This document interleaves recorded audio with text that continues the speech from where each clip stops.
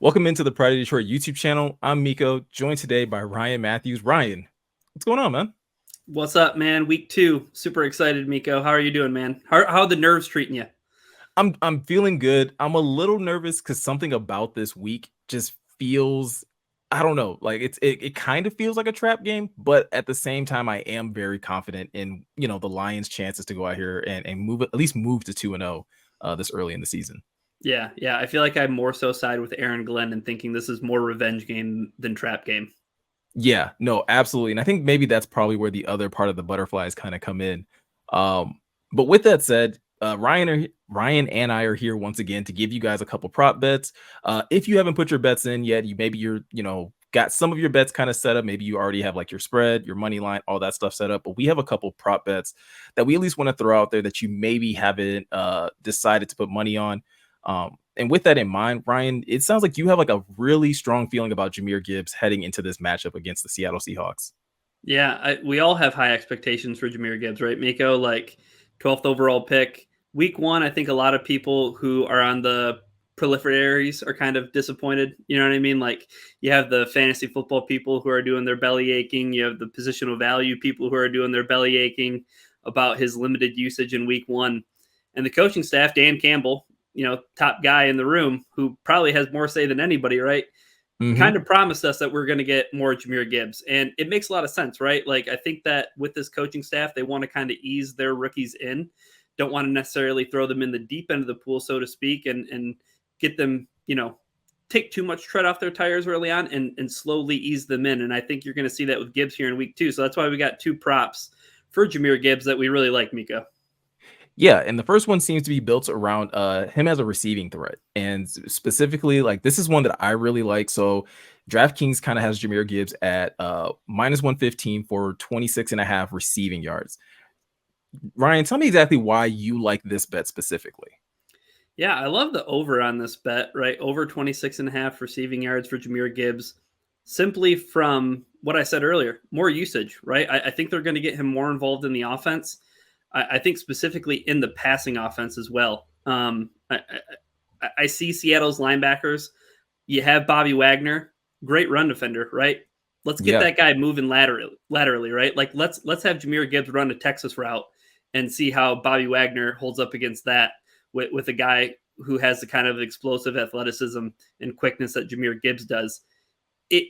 And this kind of goes into our second bet, Meko. So I'll tease that a little bit, but I think it might be one catch, right? He might get one catch and he might Yeah. get over 26 and a half yards. So it doesn't require a lot of targets. I guess that's the thing that I'm most encouraged by it. And I'd like to hear your side of things, but it doesn't, I mean, it might be 2 catches and you might get there and it might be the first half still.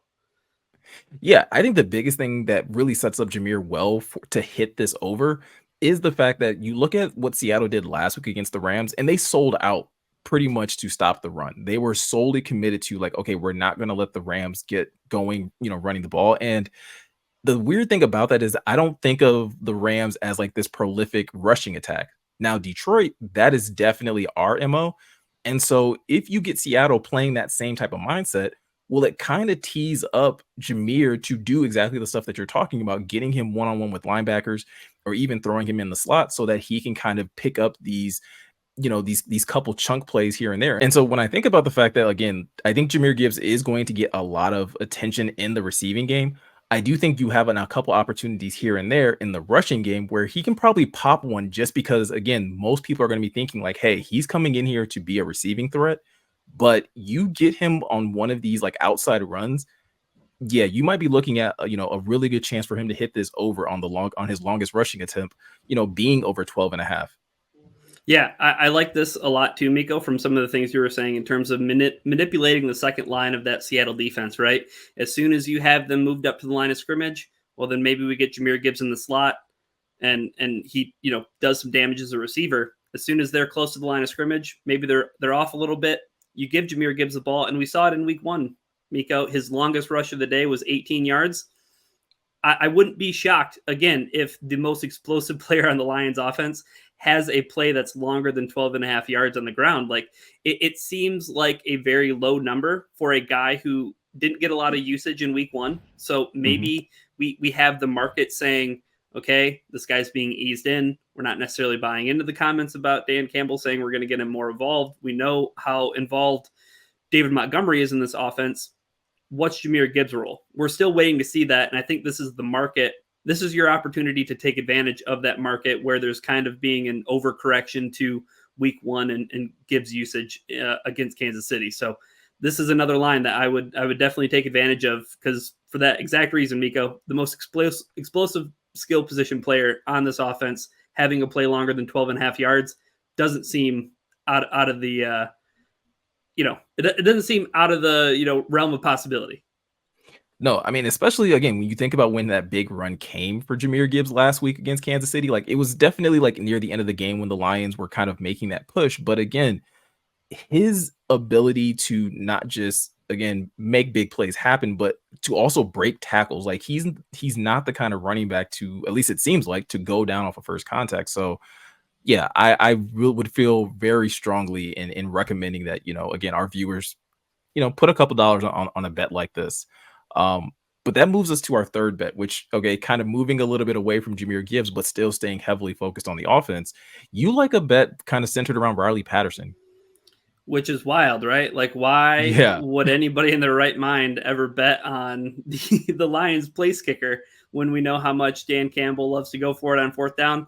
That's totally put that on the table. Set that to the side. We're talking about extra points, right? So we have Riley Patterson over 2.5 extra points at minus 125 right now on DraftKings.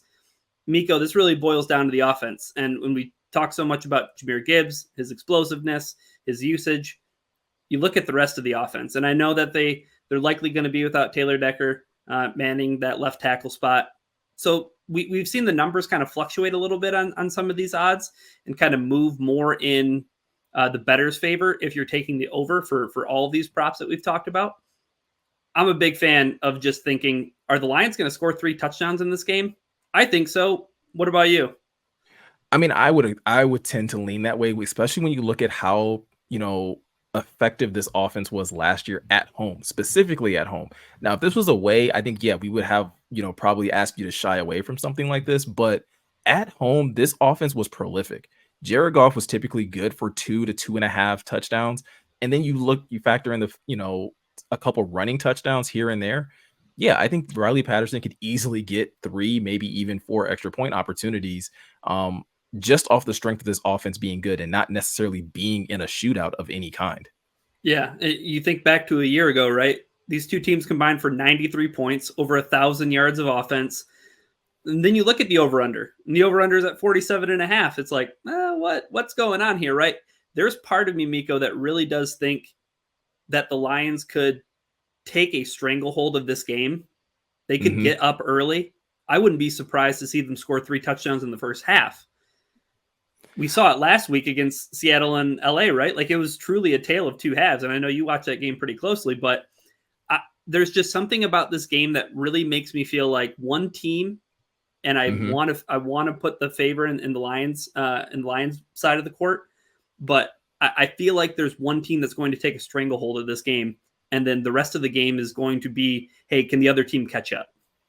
Yeah, and I think the other thing that makes this bet about Riley Patterson very safe is, okay, let's play devil's advocate and let's say that Seattle does come out like guns a-blazing. I still have enough confidence in this offense, kind of like how you were talking about earlier, to hang and still be in the mix and Yeah. still move the ball up and down. So then maybe it does become more of a shootout, but you still have a very strong case of hitting this over with Riley Patterson. So I agree with you. I do think one team is going to take a stranglehold, and like, maybe it's because we're local, but it does feel like it's going to be the Lions. It does feel like this is going to be the team that's going to be trying to take their shots early and try to get up on Seattle and make them well aware that, like, hey, this is a new day in Detroit. Yeah, yeah, absolutely. And that's why I think we focus kind of all 3 of our props this week to be on the offensive side of the ball, because the week 1 rust, it's been shaken off, right? They got a few extra days of practice. Much can be made about Seattle and them getting, a full week to practice without both their offensive tackles and being able to game plan. The Lions are going to be just as prepared, knowing that Taylor Decker had his ankle injury in Kansas City over a week and a half ago. This offense is going to be ready to rock. And if the Rams can throw all over the Seattle Seahawks, I have a feeling that the Detroit Lions can come up with a game plan to do that too. Listen, if you haven't got a chance to check out the film breakdown that I did of Seattle over on this channel, definitely check that out because what Ryan said is very true. There are a number of things that the Rams were able to do that literally fit this Detroit Lions football team offensively perfectly. And it's really going to be a matter of like, hey, does Seattle make those adjustments? But that's a conversation for another day. We really hope you guys enjoyed these prop bets. Let us know in the comment section below if there's any other questions that you guys may have about bets, whether it's over unders, whether it's the spread, the money line, whatever the case may be. We're always looking to be able to provide more information, more content to you guys. But again, if you're looking for more content on the Detroit Lions, you can always head over to prideofdetroit.com. You can always find great articles over there written by Ryan and the rest of our staff. And once again, if you are new to this channel, you've never subscribed before, or you just want to share this channel with somebody else, be sure to do that. And when you do, tell them to hit that subscribe button, hit that notification bell. That way we can continue to grow this amazing channel and provide great content for you guys. Once again, I'm Meko. He's Ryan. Thanks for watching, and we'll catch you guys in the next one.